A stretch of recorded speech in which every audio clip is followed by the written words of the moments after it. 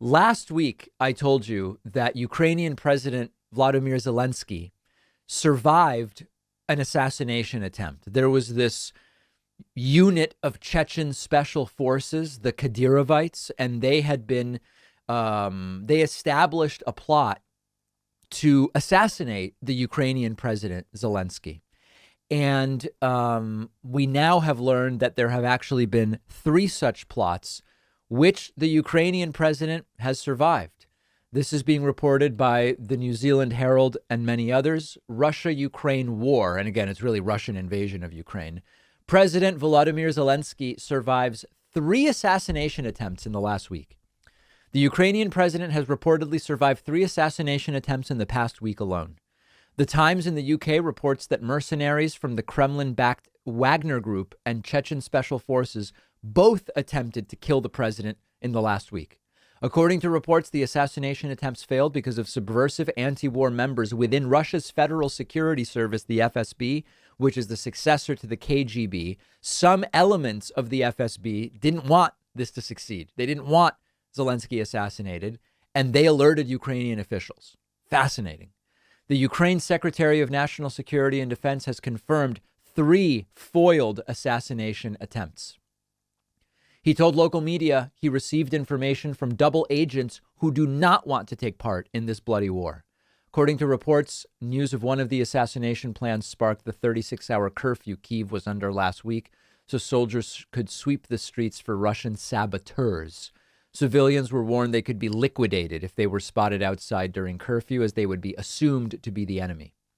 Sources say the Wagner Group mercenaries have been in Ukraine since January and are tracking Zelenskyy and colleagues via cell phones. And then on March 1, this is what I told you last week, a Chechen hit squad also tried to kill Zelenskyy, but failed, as the FSB also reported their movements. You know, there's a couple of interesting things to talk about here.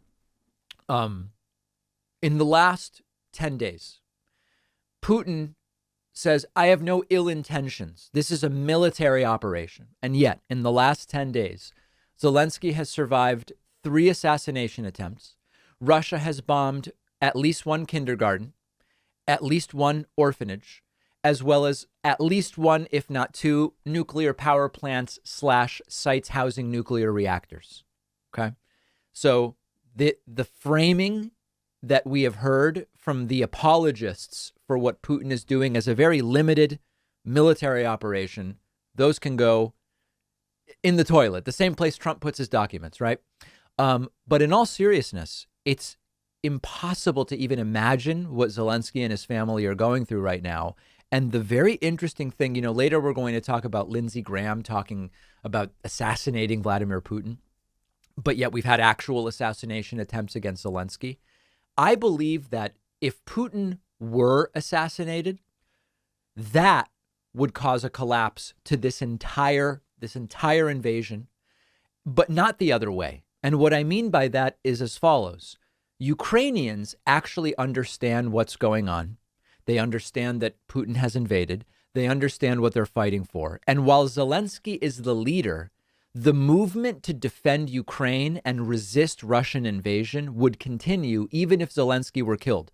If Zelenskyy were killed, they're still going to do everything they're doing to repel Russia, maybe even bolstered. Okay, that's what would happen if Zelenskyy were killed. On the other hand, many Russian troops and even some Russian generals don't seem to think this is a particularly good idea, the invasion of Ukraine. They don't even know what they're there fighting for. We have incredible video from a captured POW Russian troop who was like, I don't know, we were told all this stuff. We got here. It's not even really true. It's crazy.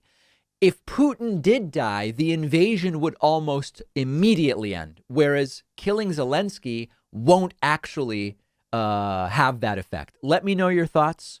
Find me on Twitter at @DPackman. We'll take a quick break.